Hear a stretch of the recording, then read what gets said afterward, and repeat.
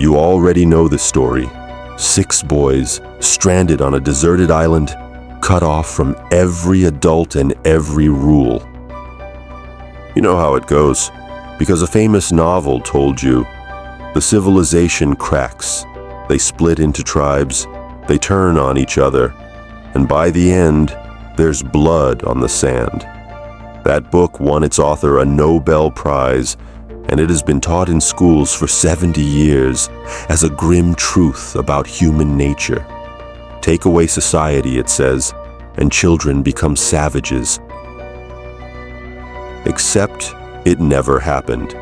It was fiction. And in 1965, 6 real boys were actually stranded on a real deserted island, alone, for 15 months. And what they did there was almost the exact opposite of the story you were taught. This is what happens when you run the experiment for real. The novel is Lord of the Flies, published in 1954 by William Golding. It's brilliant and it's bleak, and Golding himself was a deeply pessimistic man about human beings. A former school teacher who once said he believed people produced evil the way bees produce honey. His book imagined stranded English schoolboys descending into violence and tyranny, and the world took it as more than a novel. It became a kind of proof, the go-to reference for a comfortable idea that civilization is a thin coat of paint, and underneath were monsters. For decades, nobody had a real case to test it against. Then a historian went looking and found one that had been sitting in old newspaper archives the whole time. It began in June of 1965 in the Kingdom of Tonga in the South Pacific. 6 boys, aged roughly 13 to 16, were students at a strict Catholic boarding school and were, by their own later admission, bored out of their minds. So they decided to escape, to sail to Fiji, or maybe all the way to New Zealand. They borrowed a fishing boat belonging to a man none of them particularly liked. They brought almost nothing: a little food, 2 sacks of bananas, a few coconuts, a small gas burner. No map, no compass, and critically, no real plan. That night, they fell asleep as the boat drifted, and while they slept, a storm hit. The storm shredded their sail and snapped the rudder. When it passed, they were somewhere in the open Pacific, with no way to steer and no idea where they were. They drifted like that for 8 days.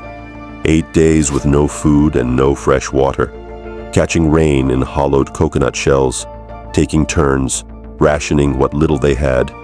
And then, on the 8th day, they saw it, an island, a speck of rock rising out of the ocean.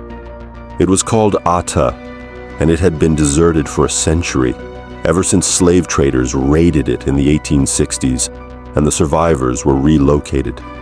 It was steep, hostile, and empty. The 6 exhausted boys swam and hauled themselves ashore. And here, according to the book you were assigned in school, is where it all should have fallen apart. It did the opposite. They organized. They split into teams of 2 and set up a rota, rotating shifts for the garden, the kitchen, and the guard. They found the crater of the island's old, extinct volcano, where a previous, long-gone community had once lived, and they made it their home.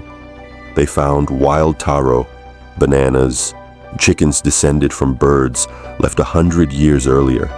They built a hut, hollowed out garden beds, and this is the part that undoes Golding completely. They lit a fire, and they kept it burning, without ever once letting it go out, for more than a year. If a true story quietly demolishing one of the most famous truths about human nature is exactly the kind of thing you wish more people knew, hit that like button. It tells me these are the corrections worth making.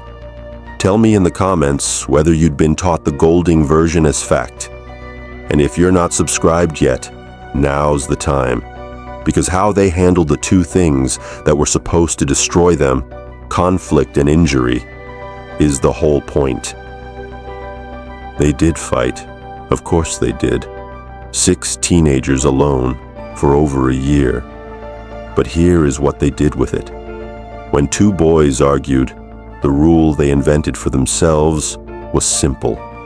The 2 would separate, go to opposite ends of the island, and cool off. A few hours later, they'd come back, say sorry, and that was the end of it. No factions, no tyrant, a timeout self-imposed by children with no adult anywhere to enforce it. And then there was Stephen. About halfway through, one of the boys slipped from a cliff and broke his leg badly. In the novel, a weak or injured boy is a liability to be discarded. On Ata, the others climbed down to him, carried him back up, set the bone using sticks and leaves as a splint, and then took over his chores so he could heal. When they were finally rescued, a doctor reportedly found the leg had healed so well, he was astonished. They had also built a badminton court and a makeshift guitar out of driftwood and wire salvaged from the wrecked boat to keep their spirits up. This is not a society coming apart. It's a society being carefully, deliberately held together. 15 months in, on a day in September 1966, an Australian fishing captain named Peter Warner was passing the supposedly uninhabited island when he noticed something impossible. Patches of burned grass on the green cliffs. Someone was maintaining that fire. He turned his boat toward shore, and a naked boy swam out to meet him, and then another and another. Telling him a story so unlikely, Warner radioed Tonga to check whether 6 boys had really gone missing more than a year earlier. The operator came back in tears. They had been declared dead. Funerals had already been held. The boys had survived every single day. And then reality, in the shape of adults, arrived to complicate it. The moment they got home, the boys were arrested because the man whose boat they had borrowed 15 months earlier pressed charges. It was Warner, the man who found them, who fixed it.